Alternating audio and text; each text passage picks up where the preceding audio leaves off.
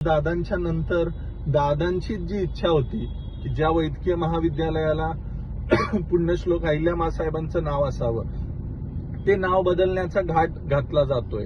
मग हे खऱ्या अर्थानं दादांच्या विचारांना धरून आहे का? दादांना हे मान्य झालं असतं का? जे नाव ऑलरेडी दिलेलं आहे, ज्याचा शासकीय GR निघाला, तिथं नामकरण झालं आणि आज आपण ते नाव बदलतोय, हे कशासाठी? आपल्याला समाजामध्ये तेढ निर्माण करायची आहे का? नमस्कार, जय मल्हार।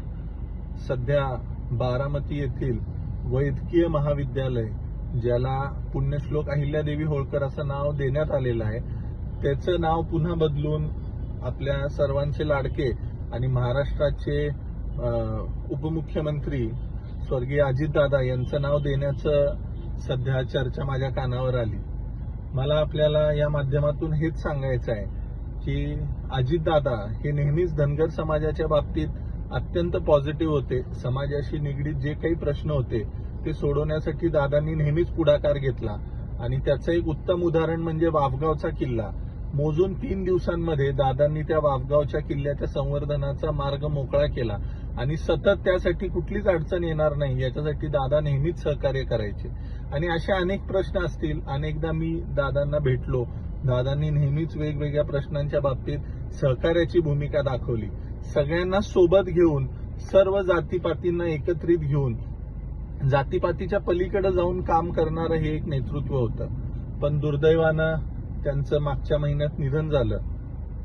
दादांच्या बरोबर एका भेटी दरम्यान असाच विषय आमचा निघाला असताना दादांनीच मला सांगितलं होतं की राजे, बारामती येथील वैद्यकीय महाविद्यालयाला आपण पुण्यश्लोक अहिल्यादेवी होळकर यांचं नाव देतोय। परंतु आज दादांच्या नंतर, आज दादा आपल्यात नाहीत याचं दुःख संपूर्ण महाराष्ट्राला आहे, पण आज दादांच्या नंतर दादांची जी इच्छा होती की ज्या वैद्यकीय महाविद्यालयाला पुण्यश्लोक अहिल्यामाँ साहेबांचं नाव असावं ते नाव बदलण्याचा घाट घातला जातोय। मग हे खऱ्या अर्थानं दादांच्या विचारांना धरून आहे का? दादांना हे मान्य झालं असतं का? जे नाव ऑलरेडी दिलेलं आहे, ज्याचा शासकीय GR निघाला, तिथं नामकरण झालं आणि आज आपण ते नाव बदलतोय, हे कशासाठी? आपल्याला समाजामध्ये तेढ निर्माण करायची आहे का? मला संबंधित मंत्र्यांना आणि माननीय मुख्यमंत्री महोदयांना हा प्रश्न करायचा आहे की याने नेमकं साध्य काय होणार आहे? दादांचा तर हा विचार कधीच नव्हता। दादा स्वतः मला या संदर्भात बोलले होते। त्यामुळं दादांचं कर्तृत्व पाहता, दादांनी जे कार्य या महाराष्ट्रासाठी केलेलं आहे ते पाहता निश्चितच दादांचं नाव खूप मोठं आहे। ते एखाद्या मोठ्या ठिकाणाला दिलं गेलं पाहिजे याच्यात कोणतीही शंका नाही। दादांच्या बद्दल आमच्या मनामध्ये सुद्धा नितांत आदर आहे। त्यामुळं आपण पुण्यात जे नवीन विमानतळ होतंय, जे येणाऱ्या काळामध्ये आंतरराष्ट्रीय दर्जाचं विमानतळ होईल पुरंदरचं, त्या विमानतळाला आपण माननीय अजितदादांचं नाव देऊ शकतो। इतकंच न करता ज्या बारामतीचा विकास अजितदादांनी इतक्या मोठ्या प्रमाणात केला, त्यांच्या पूर्ण कारकिर्दीमध्ये बारामती एकदम सुजलाम सुफलाम केली, अशा बारामती शहराला आपण अजितनगर असं नाव देऊ शकतो। अनेक पर्याय आपल्याकडे आहेत। माननीय मुख्यमंत्री, इतर सर्व मंत्रिमंडळातील सदस्य हे सगळेजण मिळून ठरवू शकतात। जर अशा पद्धतीने नामकरण जर आपण केलं, एअरपोर्टला जर नाव दिलं, तर निश्चितपणे दादांचं नाव हे आंतरराष्ट्रीय लेवलला अजरामर होईल। त्या मोठ्या स्केलला लोकांच्या पर्यंत ते नाव पोहोचेल आणि खऱ्या अर्थानं ती दादांना श्रद्धांजली असेल। असं दिलेली नावं बदलून, वादविवाद निर्माण करून समाजामध्ये तेढ निर्माण होण्याच्या पलीकडे काहीच होणार नाही। आणि मला खात्री आहे की दादांनी असं कधीच केलं नसतं, ही दादांची इच्छा कदापि नव्हती आणि आमची कुणाचीही नाही।